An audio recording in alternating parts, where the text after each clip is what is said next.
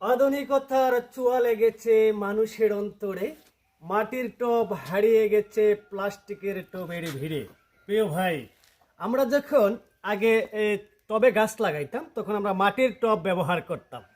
এখন দেখা যায় এই প্লাস্টিকের টব এসে আমাদের যে মাটির টবগুলো এগুলো আমাদের থেকে দিন দিন হারিয়ে যাচ্ছে।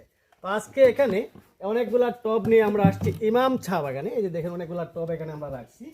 এটার মধ্যে কি করা যায়, একটা ফুলের গাছ ওয়ান টাইম হিসেবে লাগানো যায়।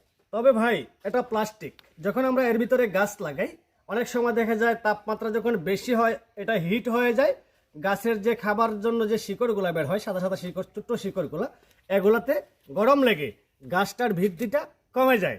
তো এই জন্য আজকে আমার মনে হইল মাটির টবের কথাটি আপনাদেরকে আমি স্মরণ করিয়ে দেই। অবশ্যই প্রিয় ভাইরা, গাছের জন্য মাটির টবটাই সবচাইতে পারফেক্ট ছিল।